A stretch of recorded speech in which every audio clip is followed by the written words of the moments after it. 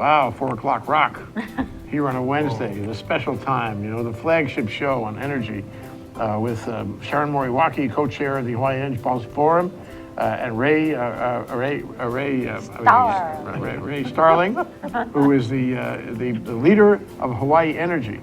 And this is our regular thing, and you can see us together all the time. We have so many shows. I'm Jay Fidel. We have so many shows all the way through. You know, if you ever count the number of shows we have generated, There are a lot. enormous. M for many. It's always the same. Good time. And we're trying to explore energy. We're trying to figure it out. We're trying to get a beat on it. We're trying to make, you know, connection with all the relevant, you know, influences and vectors and resources and everything.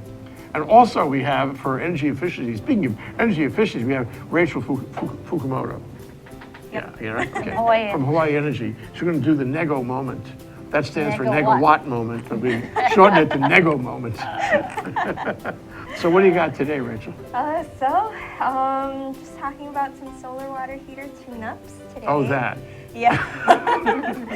So, you know, if you have a solar water heater, we're offering a new program. So we just started earlier this month, January 4th. So we're offering a rebate for that. If you need to maintain your solar water heater, we're offering a $150 rebate for that.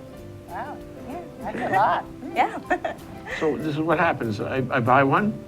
So if you have a solar water heater that's anywhere from 3 years or older, we recommend to start doing a tune-up, maintenance on them. So you can call pretty much any one of our participating contractors. You have certain lists there on your website. Yep, on our website. What is that website again? HawaiiEnergy.com. I knew that. Easy to remember. But So yeah. it's $150, It then is. how much is it for the tune-up? It's like So lots more? typically about $300 to $500. Okay, so you get about half or more, half or less. Yeah, depending on the contractor, but we always recommend, you know, pricing it out, doing your due diligence. Yeah, sure. Yeah. So, I mean, what is a tune-up anyway? What do How they does do? that work? Yeah, what do they do? Yeah, so pretty much they check for any leaks, they do a flushing of your water tank, change the anode rods. Pretty much there's a whole checkpoint list, and you can ask your contractor about that. Okay. And are the prices on the website, or I have to go and find out So myself? it depends on the contractor, but you can go ahead, give them a call, price it out, and see what works best for you. And then does it depend on the water heater also? I mean, if it's a big water heater or a complex water heater, the tune-up will be more expensive, is that it? Depends. There are different Age, maybe? Age tank too? sizes, and so it just depends, but usually solar water heater systems are generally the same. Excellent. You guys never stop. No, we don't. Well, we do. I was just going to say, she said the $150 rebate when has does just it started, end? but we sort of put it on and then take it off, and then we can bring it back on again. And Yeah. it seems to generate more people Yeah. actually taking advantage because it becomes something new. So Right. this Yeah. won't be there forever. No, we end in May, so Okay. get it while the Gotta good. go Yeah. right Well, Don't it's sleep. an unending battle you're fighting, because you got to get people, and you know, and you're going up the hill. I mean, what I mean is each one of these little incentives is more sophisticated than the last. You can't be dealing in an old-time thing. You have to That's keep right. on refining it, improving it, refining it all the time. Yep. So you got to get more efficient all the time. Yeah. God's trying. work. All right. What else? Anything else? Right now, that's all we have for you, but stay tuned, and we always have new programs around. Okay. Come back soon. Will do. In fact, Okay, don't leave okay. just yet. 'Cause we want you to put some questions to Ben. Ben, are you still there? I am. You have any cross-examination for Rachel? All right, I'm ready. Okay. No, you can All right. ask Rachel anything you want to know about this incentive program. The problem here is Rachel can't hear Ben. Well, Ben can answer. I can only guess. We'll have to translate that Go ahead for and answer his question. you. Okay, I guess we're going to Okay, take a okay. short break. And we're going to say thank you very much to Rachel. And then we're going to come back in 1 minute, and we're going to get on with Ben. Okay? All right. Hi, I'm Donna Blanchard. I'm the host of Center Stage here on Think Tech. This show is so very dear to my heart. We talk with artists of various different ilk here about the process that they go through for their art. So we talk about what they're doing, why they're doing it, how they do it. And it's a show that is inspiring. This is what I hear from people all the time. And a show that will teach you something, sometimes something about yourself. I hope you'll join us. The show is Center Stage. It's on Think Tech every Wednesday at 2 o'clock. We'll see you then. Hi, I'm Ethan Allen, host of Likeable Science on Think Tech Hawaii. Come join us every Friday at 2 p.m. when I interview interesting scientists about what they do, why they do it, and why we should all care about it. It's a lot of fun to see. We hear, and you can learn interesting stuff. You'll hear all kinds of fascinating science, and we know you'll have a great time. Hope to see you then. Bye-bye. This way? Okay, we're live, we're back. We're here with Ray Starling and Sharon Moriwaki, and we're going to talk with Ben Sullivan, who joins us by Skype audio from the island of Kauai, which is appropriate because that's where he is and works. In fact, he's the energy coordinator and sustainability coordinator for the island of Kauai, the County of Kauai. So let me ask Sharon to try to frame this discussion. We're calling this show here on Hawaii State of Clean Energy, Climate Mitigation 3. And community engagement. And Community Engagement 3. Right. Okay, because we've had other shows about We've it. had And we other certainly shows. discussed it on Friday. Maybe you should ask Ben about that. Okay. Yeah, and I thank Ben because he's brought this to the attention of the energy sector over the last couple of months.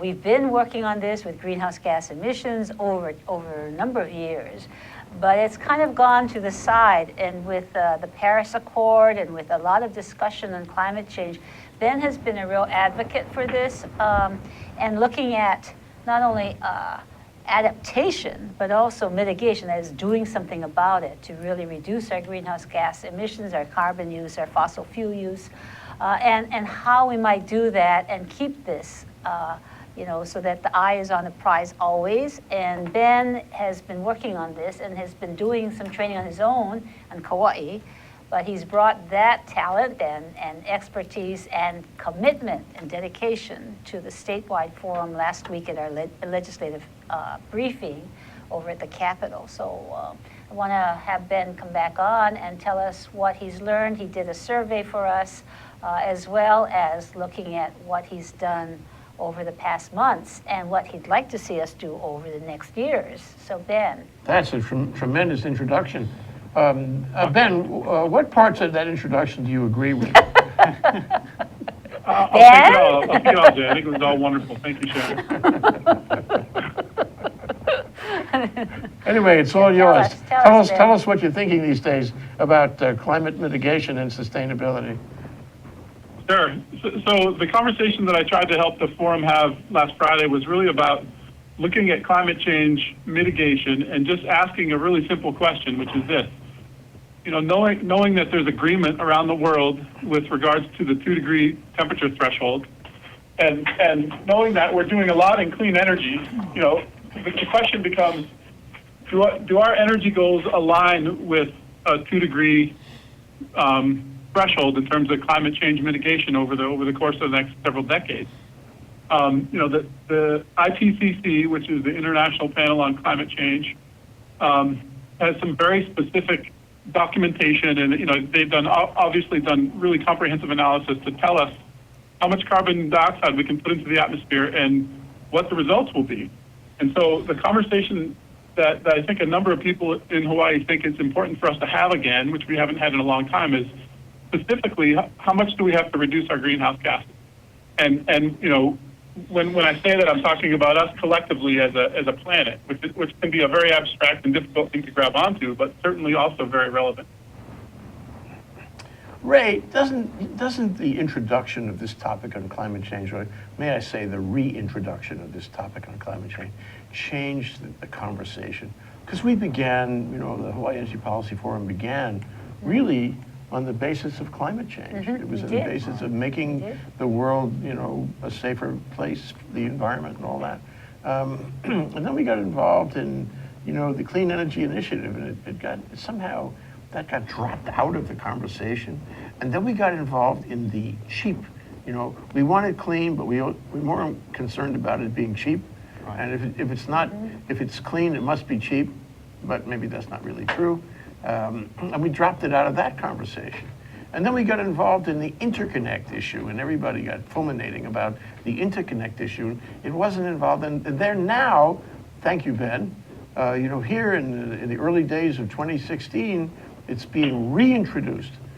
Don't you agree that the conversation has changed? I agree, and I think it needs to change, and perhaps even more so than we think right now, because last year was the hottest year on record for the globe, not just here, but everywhere. And my worry is we're not going fast enough to reduce the greenhouse gases. So I think Ben is certainly on the right track, and we need people like Ben to step in and tell us we've been fighting the wars that we've been fighting over the years, but maybe it's time to sort of redirect the energy that we have towards No the pun thing that, intended. yes, no pun intended, but to address these issues that would have such a big impact on us, no matter what the cost. We need to fix it. Yeah. And it gives us, you know, the long-term view. It's not just for us, it's for future generations, and it's for our environment and for our health. So it's not always about the money, you know. Yeah, well, I think it's good. It's returning to our roots kind of thing, returning to the, you know, our first motivation on this, which was so powerful, another pun intended, which is so powerful at the time. It moved us. I remember how people were so excited about it. And then we got involved in what I call distractions, yeah. So, but you know, let me ask you this, Ben. You know, why do I care? Hawaii is a little speck in the ocean. We always hear about how small our numbers are, our population, our landmass, everything is small. We're a tiny little part of the global market, tiny little part of the globe, period. You know, so if everybody here behaved themselves, and we did a beautiful job, as in some ways we are, would that save the world?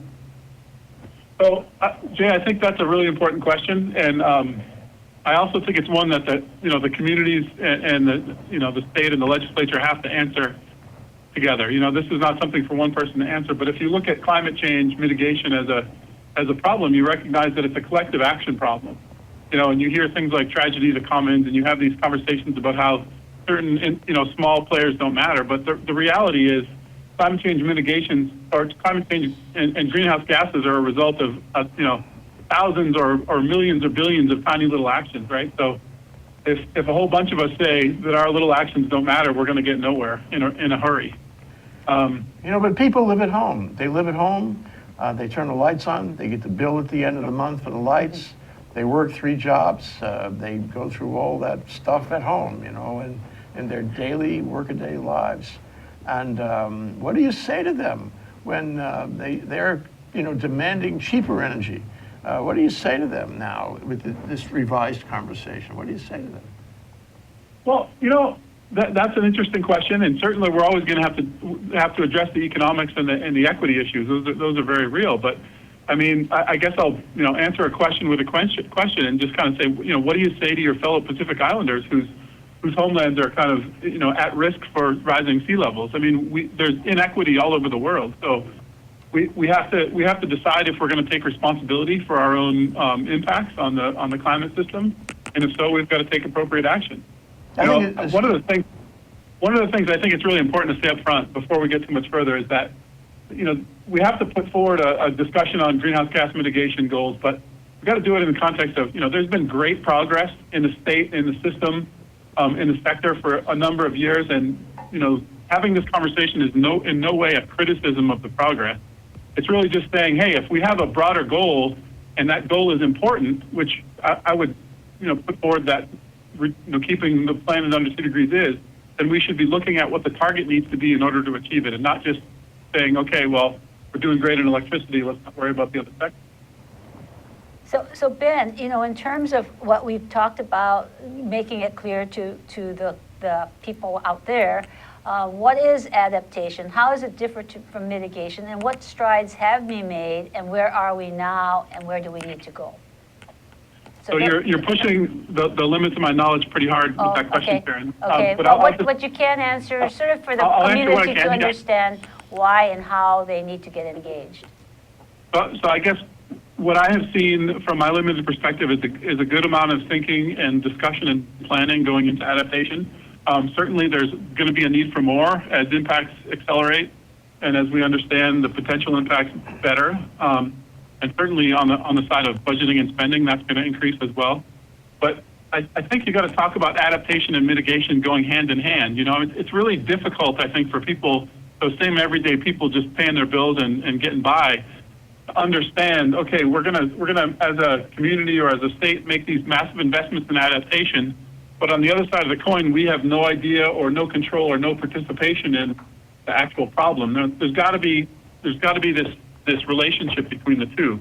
You know, we're part of a problem. We're gonna put some money forward to alleviate the impact, which is to say to adapt. So tell the audience what actions, just one, let's say, that is an adaptation action, and then Sure. what we can do to shift to a mitigation action. Just an example. Okay, sure. So, you know, building a seawall to avoid or to offset, you know, concerns about sea level rise would be an adaptation, right? Or moving a facility inland. So if there's a facility that's going to be flooded because of the anticipated rise in sea levels, moving that facility inland would be an adaptation. Whereas mitigation is obviously just trying to reduce the cause of the problem to begin with. So we contribute some small percentage of overall greenhouse gas in the atmosphere, and we're going to try to contribute less. And so I guess the conversation that I've been very interested in helping the policy forum raise over the last few months is how much less do we need to be putting into the atmosphere based on the scientific data, and that's pretty well established. Well, when you gave those examples, though, Ben, you know, the adaptation examples deal with sea level rise or climate change per se. You know, the other part of it deals with saving the world. And the other part of it, the second part of it, really, to me, is the part that relates to the energy aspect of it. Yeah. Right. Ray, you had something? Well, I was just going to say, I think we need to press very hard to get more people involved. And I know we all agree with that, but we need to do it. We need to get people thinking about how many trees is this worth? And we had a great session last week where we talked about if you're going to eat beef or do something that you know is affecting adversely the climate, we can do something about that. We can mitigate that by actually planting a tree. And then it becomes how many trees and where do you want them? That's theoretical, because at the end of the day, we have the guy who gets the electric bill. You know, on Molokai, I don't know why I think of Molokai in that context. Remember, people get electric bills on Molokai, they can't pay them. There's no way they can pay them. And so he's not thinking much about the world. He's not thinking about global climate change. We have to make him think about global climate change. And there's two things that come to my mind anyway. I'd be interested in your reaction. Number one is, Kauai already is a laboratory for energy, and we are known for that. It's so important that we retain that leadership. We could lose that leadership too, you know. If we stall out on things, we will lose that leadership. But right now we have a reputation for being a very special place. It's all around PV, I think, and the sun, and maybe geothermal, but we have a reputation. So part of that reputation is to be a world leader in dealing with climate change too. The other thing, and I don't know how you filter this down, you know, to the street level, but the other thing is, in the 21st century, seems to me, we have to recognize we live in a global village more than ever before. Everything is interdependent on everything else. And sometimes I think Hawaii sees itself as an isolated set of islands that doesn't have that relationship or obligation. I think we have to make people realize that we are, just as any other place in the world, part of a global village and a global ecology, if you will. And we have a presence there, a duty there, an obligation to participate in this global effort to save the world. And we have to make everybody on the street understand that. And I think it's so totally appropriate, Ben, that you raised this subject in the last few months, try to, change the conversation. And the conversation, I think, is changing. Mm-hmm. I think people are coming around, but we have to filter it down to everyone. That's my reaction. Mm-hmm. Yeah. Good point. Ben, you want to add to that? Yeah, I mean, I think we have to filter it up as much as we have to filter it down. Thank you very much. How do we go out? We have to go out. I think there's a lot of understanding in our community about, some of these impacts. Certainly it's not 100%, or it's not, perhaps even a majority. But there's a lot of people who understand the seriousness of the situation we're in and are really looking to policymakers to set those ambitious goals and to do so on the basis of science. And so I think where we are is we have done incredible work, and the governor and the legislature and all the policymakers involved in the state have done amazing work and really leading and carrying the torch in the electricity sector. But it's just time to broaden our lens and to say, hey, the big driver for all this work has been climate. Certainly there's been other drivers, but that's been the big one. And if all we do is focus on electricity, geez, we're going to reduce our impacts by 30%. When the IPCC says we actually have to reduce our impacts by 80% by 2050. And ultimately, we have to decarbonize our entire society. So, let's put those really difficult targets on the wall and start thinking about them and start having those difficult conversations about what's the impact on tourism, what's the impact on ground transportation, what's the impact on military. All those things that are difficult to talk about are the ones we need to talk about first. Wow. I still like planting the trees. I really think that because we've got to get people involved, and people can get involved in that. If we spread the word that, if you're going to spew carbon into the air, you need to do something to try to mitigate that. This is your responsibility to be carbon neutral. And here are the ways that you can do it.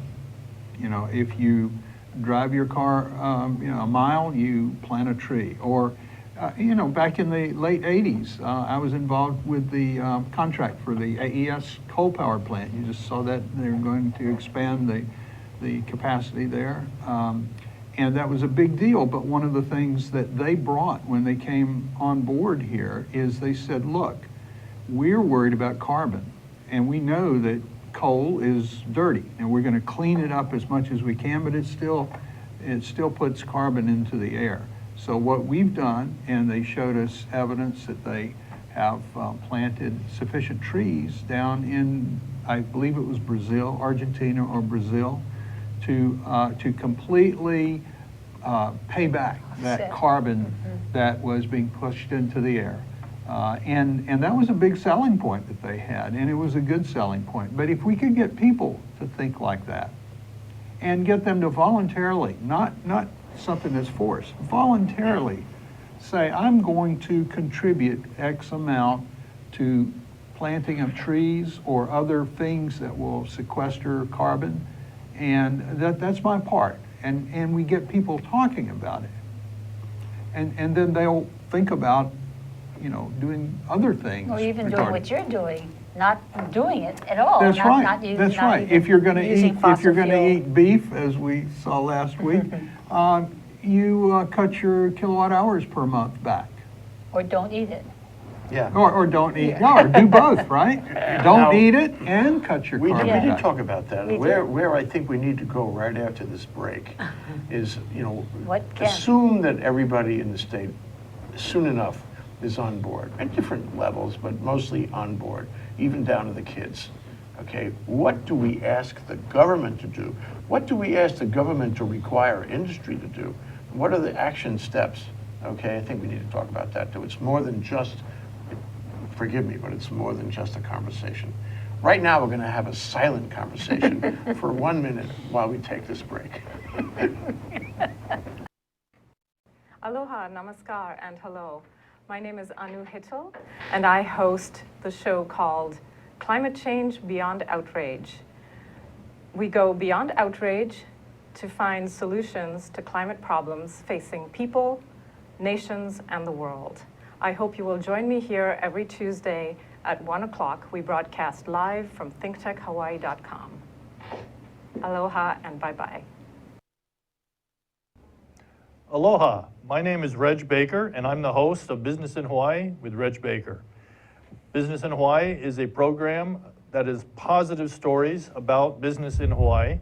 We're tired of hearing the negativity and why it's the wrong place to have a business. We talk about the positive reasons for having a business in Hawaii and how to be successful. We broadcast live every Thursday at 2 o'clock. We look forward to seeing you. Aloha. Okay, we're back. We're live. We're here with Ray Starling, Sharon Moriwaki, and Ben Sullivan, who joins us by Skype audio from Kauai. And we're going into that meaty part of the discussion, which examines the actual action points. So Ben, you go first. What do we need to do? What do we want the government to do? We want the governor, to sign. How do we do this now? And people, and all of Press the us. button, that's the third one from the left. There it is. And stand back, and it'll all happen.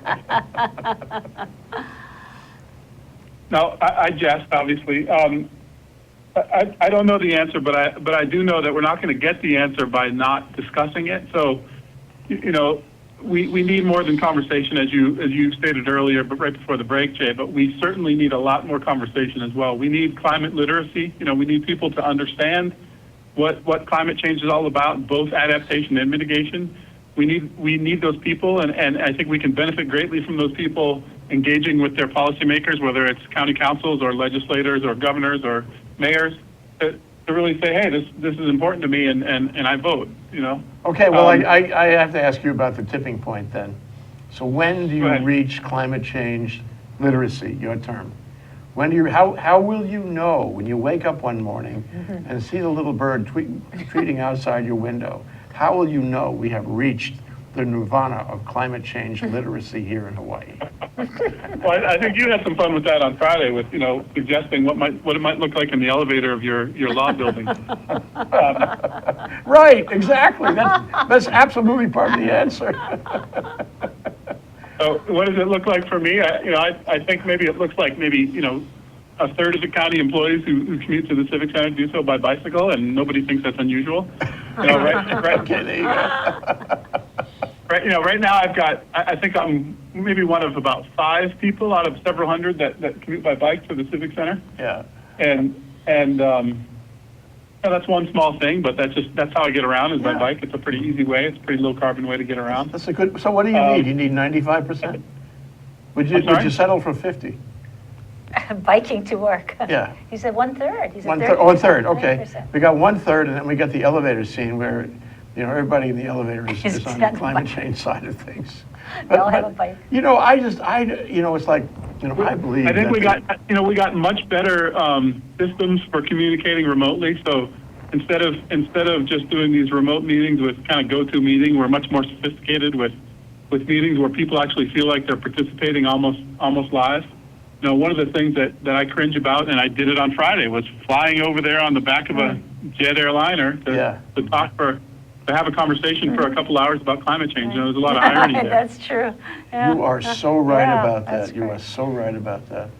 And so many people in the state fly unnecessarily. If we had what do you call More it? virtual The meetings. virtual meetings, meetups on Microsoft or Skype, what have you, or a lot of other possibilities, we would avoid spending a lot of money on fuel and carbon. Yeah.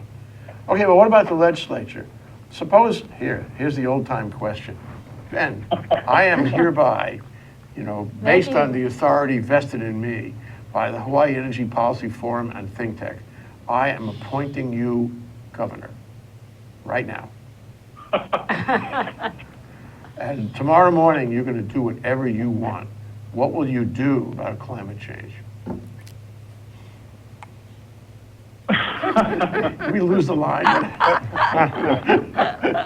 But you may have appointed me governor, but I'm still not feeling it.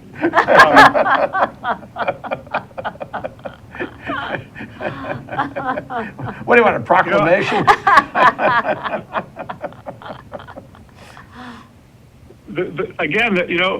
I'll come back to you, Jay, and insist that there's really not there's not a button, there's not a switch. there's some really interesting conversations, certainly about, carbon taxes and things like that. That's certainly going to be taken up. I think we got to ask ourselves not what's the ultimate solution, but what's the next step. And so, the conversation that we raised on Friday was about what's the next step. And what is clear as day to me is that we have to get very, very literate. And I'd love to go into a little more detail in your show right now on how much do we actually have to reduce our greenhouse gases to be in line with the global goals as far as what is said by the science, and what might that look like? Let's have that conversation right now if you guys are willing. Well, Ben, where would you look for that? I don't know what our fair share is. Do we have that anywhere? That's a really good question, Ray. How do we know what our fair share is? So nobody sent us a message. We never got a little message from COP21 in Paris telling us what our fair share is. So I don't know if I'd love to have the third slide. Let me see, the fourth slide I presented on Friday. I don't know if you guys have that and you can make it available to our viewers, but if not, I'll just walk you through it verbally. Basically, there's a thing called these representative concentration pathways that the IPCC puts out. And they talk about, in order to keep the planet under 2 degrees, here's the level of carbon dioxide reduction we need by 2050 and then subsequently by 2100. And it's a range, of course, because they don't know exactly, but it's pretty good information.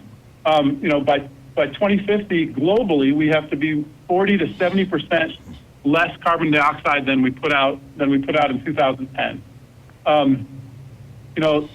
By 2100, we have to be 80 to 120% less. And you might ask right off the top, what does 120% less carbon dioxide look like? The answer is it's carbon negative. We would be sequestering carbon dioxide at that point on the net. So I think what the implication is that we've got to transform our systems, and it's going to be huge and it's going to be challenging. And so that means everybody needs to get involved now. And I think that's on the electricity sector, we're well on our way. We've got wonderful people working on it. On the ground transportation sector, we've got some good baseline progress, but we need a target essentially to say this is where we're trying to get. And then we've got to look at the elephant in the room, which is tourism. And we've got to talk about it and say, hey, we all love tourism. It's wonderful for our economy. So it's actually more important that we talk about it, because if we don't, we're putting it at risk. I think was it your point, Ray? It was really critical that we know where we fit on the global obligation. So you say we want to reduce it by 2 degrees in the next 5 years, whatever, or per year, I think. No, keep it at 2 degrees. Keep it no more than 2 degrees. degrees. So you don't go over the Which is, you can question whether that is an adequate limit.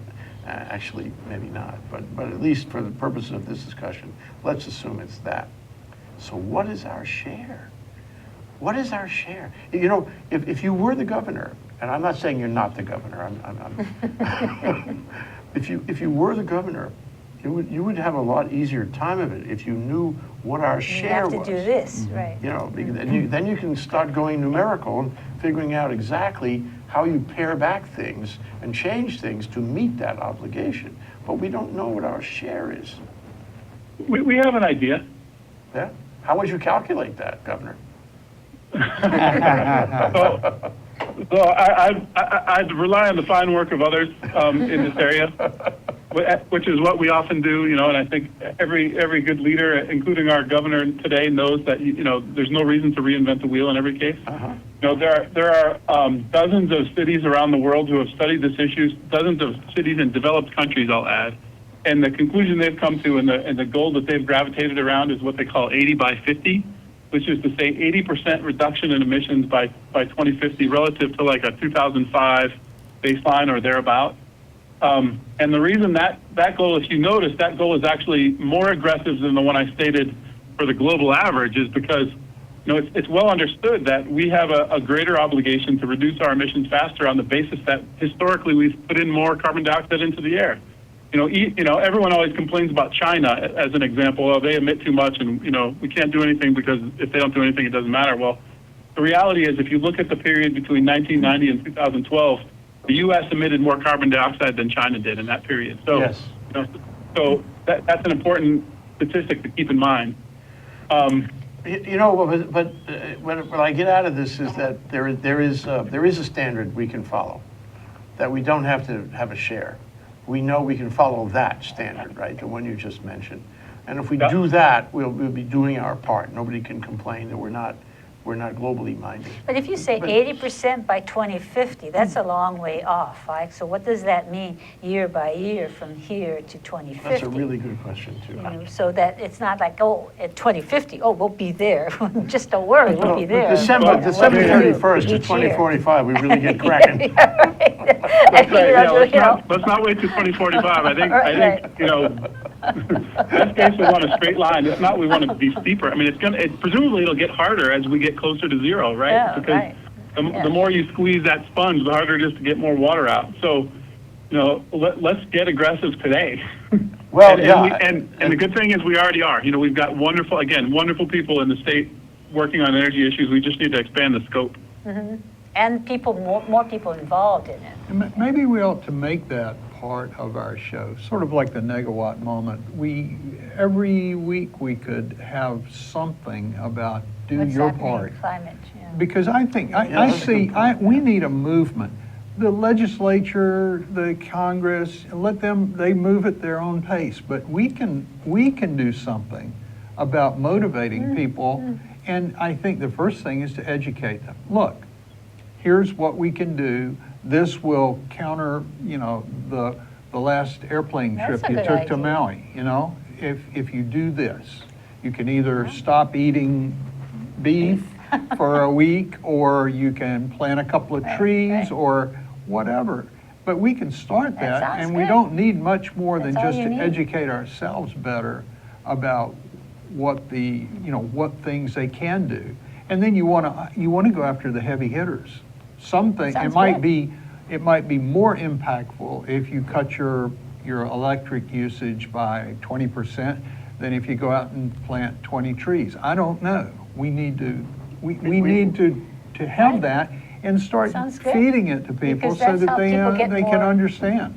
And then we start a movement, right? Yeah, Right, sounds yeah, good. Hey, yeah. Ben, It's that's the a climate project, change isn't minute. it? Yeah, Moment. that's a yeah. We'll have two moments, one in front and one in the back. The back would be There the you climate go. change I moment. think the great thing is we really just have to join the movement. I think the movement is already there. Okay. Well, you can Absolutely- bring maybe one absolutely aspect agree of with it you, each though. each That's right. week as we have a negawatt moment, we bring information each week. It's like the movement is there, but you know, bring in a snippet of what's happening, and, Yeah. you know, climate change mitigation. Well, what you can do. Yeah, what you can do. Yeah, doing your part. Yeah. So, hey, Ben, And- that's a and- project. But I think what I get out of this, though, is that it's very hard for, you know, we have an emergency, okay? We have to make people understand there's an emergency. We also have to make them understand they can do something to alleviate that People want to emergency. know, what can I do? What can I do? And I think it comes down to, I get this out of this discussion, what it comes down to is the people themselves individually have to act. And of course they have to talk to their legislators and their governor too, but they have to act, they have to be involved. And even if I did make you governor, which I would not be remiss if I made you governor, actually, Ben, but even if I did make you governor, that's not the whole deal. It's got to be more than, Everybody. you can quote me on this, it's got to be more than making Ben Sullivan the governor. But Hallelujah, Jay. Hallelujah. yeah. But next week, we're going to have a couple who's with the Disaster Preparedness Center trying to move the movement in terms of resiliency. And, you know, if you don't deal with climate change, then you've got to deal with the disasters that come from not doing anything. So I think that's a nice segue into, you know, trying to do something. But I like the idea, Ray, of having at each end of each program, what can you do to mitigate climate change? And, you know, just a little piece of information at the end. You know what we could do? Well, we can talk about this over coffee or something, but we could have people do a little video, a selfie video of what they think they would do. What are they going to commit to do? And then we can show it at the speaker. Is somebody talking to me? Yeah, that's right. Give Ben the opportunity. No. We could have Yep. other people tell could. us what they're doing. Good. And we can spread the word that way. Yeah, that's That'd what be we great. should do. That'd be great. The other Yeah. thing, I'd love to help you guys get a few guests on the show from some of the cities that are involved in the Carbon Neutral Cities Alliance. Really, really impressive work happening in that organization, and I think we could learn a lot. Okay, I think we That sounds really good. hit on far something ahead here. of us. That sounds good. Yeah. Ben, you're great on the show. We'd love to have you Appreciate here. you. Yeah, Thank we you. appreciate your vision. And I think you alone are a huge force in the conversation. So thank you for joining us, and thank you for taking this tack to change the conversation. That's Ben Sullivan, Energy Coordinator for the County of Kauai. We'll be back with more from him. And Ray Starling and Sharon Moriwaki and Rachel Fukimoto was here, but she left. Okay, but we miss her. Okay, here in Hawaii, the state of clean energy, and this was Climate Mitigation and Sustainability number 3. Next week, it's the National Disaster Preparedness Training Center for more, also about climate change, here in the month of January. Right, and into January. February. Thank you, Ben. Aloha. Thank you, guys. Aloha. Take care. Talk soon. Thank you. Mahalo.